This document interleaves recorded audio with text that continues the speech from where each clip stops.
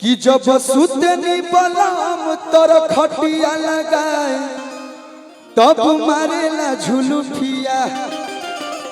अरे हवा साए साए रे बलम के झुलुफिया।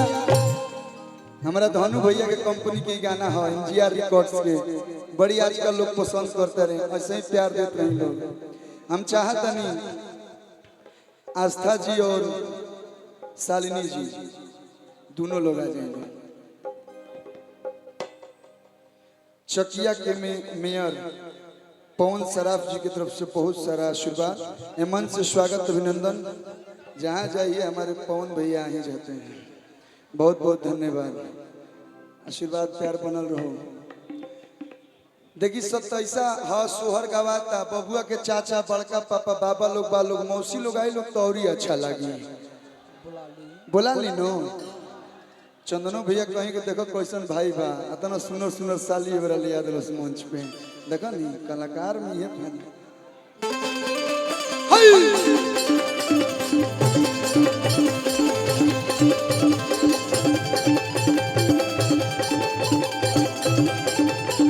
आइए।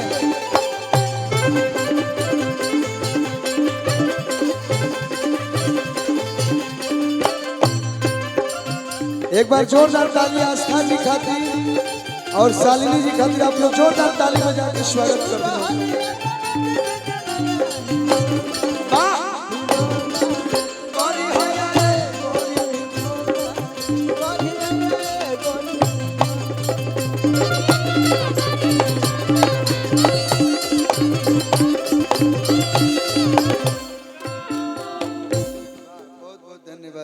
Thank you.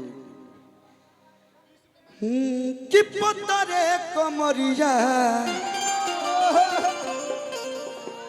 जिंदगी भर रही राजा जी।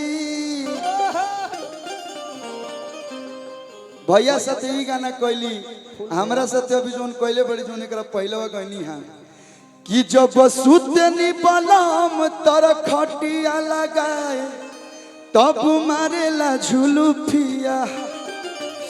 अरे हवा साए साए रे बलम के। इनको कौन नहीं जानता है, गोदी में लेके जानी। वाह चाहिए शालिनी जी और आस्था जी आज के समय में जो नयका जनरेशन बा ओकरा में बहुत ही अच्छी आर्टिस्ट है ये दोनों लोग। तो भैया कौन जिला होई? हाँ मोतिहारी है, चंपारण, जौन भी जिला होके जब दूगो खूबसूरत खूबसूरत कलाकार आप लोग के बीच आवे तो तनी एक बार जोरदार ताली चारों तरफ से बजाएं लोग, ताकि वो लोग कहस लोग कि ना हम कहीं गए नहीं। अभी हम कहत नहीं कि 27 में आइल में जते एगो सोहर बा छोटी चुकी, एक बाद जौन भी भाई लोग के फरमाइश पर सब होई। झुमारी हरी झुमारी हरी झुमारी झुमारी हरी झुमारी हरी झुमारी। आज बबुआ भइले सुकुवार हो खेलब हरी झुमारी। आज बबुआ भइले सुकुवार हो खेलब, आज बबुआ भइले सुकुवार हो खेलब हरी झुमारी।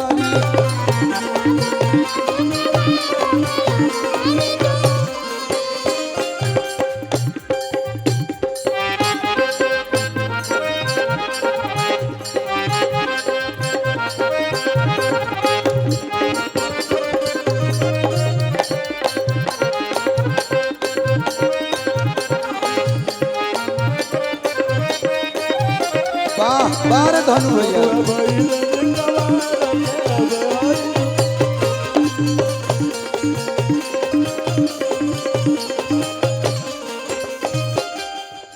देखो जो ना अवसर पे अइब वो अवसर के गाना गइबो तो मैं बबुआ के चाचा बड़का पापा खुश होइल।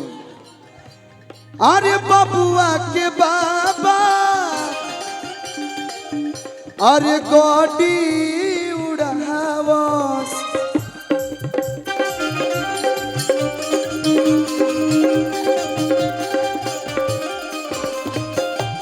बबुआ के बाबा बाने नु जा वहां खातिर लाइन बा बबुआ के बाबा गोडी उड़ावस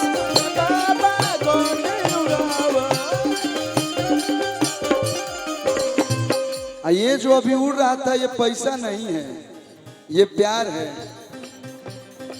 खोल के खजाना खुशी में लुटावस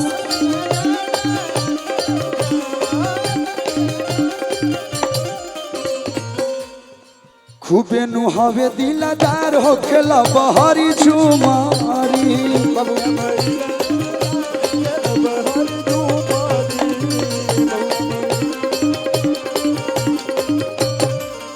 भैया देखी बड़का पापा मंच पे बैठल बानी कूलर के हवा खातनी धुआं से तो ऐसे डराते नहीं बुझाता कि क्यों बम बारूद फेंक दिले होके। भैया चंदन भैया की तरफ से बहुत सारा आशीर्वाद। बबुआ के पापा पापा के ने बनी आई आई पापा बड़का पापा में अंतर ना होला। बबुआ के पापा कि बड़ा कौन जूस हो भाईल बाप भाई देखो 50 के दे तरह 100 ठीक लागता देखे ये लोग जाना तो लोग कलू आई लोग पैसा रुपये पर थोड़ निकले ही कुल पाइल बा जितना भर दो। अरे बबुआ के पापा अरे बड़ा कौन जूस हो 27 बेटा के अरे लुटा वसले मचूस हो। 100 रुपये 50 रुपये में कुछ होता पहले 1 रुपया के एलपेल नहीं बनावत रहे अब भाई लोग 80 रुपया के नीचे डेयरी मिल्क नहीं खेलो खाते तो जितना मिलल हो उतना डेयरी मिल्क सिल्क वो भी उसमें नट्स होना चाहिए देखो लेम चूसे भाई। अरे तब बबुआ के पापा बड़ा कौन जूस हो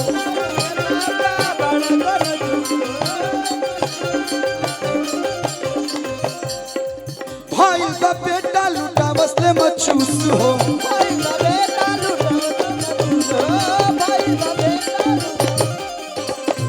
होके आंगन बीच खड़ हो होके आंगन बीच खड़ हो।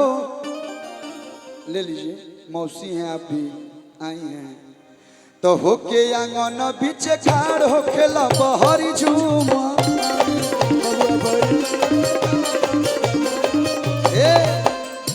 अबे लोग पा जो एक लाइन बा भैया हो बबुआ के चाचा बबुआ के बड़का पापा बैठल बने करिया में रुआ जान मारत नहीं बेरा नजर ना लगी इतना को हमरा में आज तू तो हम बॉलीवुड में घुस गई रहती अब से। अरे तब बबुआ के मौसी अरे खूबे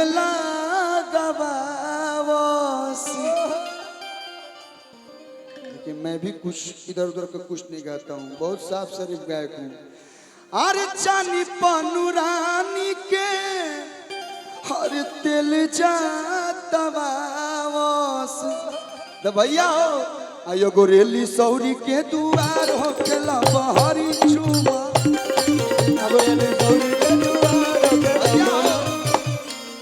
मौसी खातिर गावत तनी चाचा बोल नहीं बड़े ऐसे सुखा सुखी ठीक लागी तनी मनी भैया डांस होगे के चाहिए कि ना होगे के चाहिए पीछे से भैया हो तनी एक बार एकदम पूर्वी चंपारण मोतिहारी वाला हाला के बताओ लोग तनी मनी झूमल जाओ। देखी भैया हमारा हो जाता हो कुल हिप हॉप ना आवेला हमारा जो आवेला बचपने से करत तनी अच्छा लगी तो चारों तरफ से ताली बजे के चाहिए। हम चाह आइए थोड़ा इधर आ जाइए आप भी थोड़ा इधर आ जाइए भैया हो तो ये गोरेली सौरी के दुआर हो खेला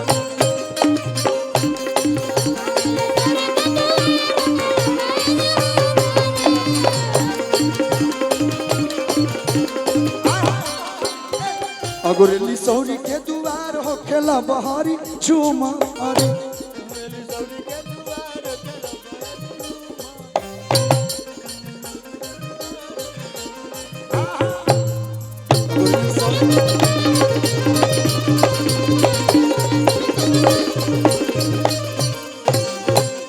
अच्छा लगा लोग तो आशीर्वाद में मीट मीट ताली बजा दे लोग, हमरो अच्छा लगी। देखिए कलाकार आप लोग के बीच में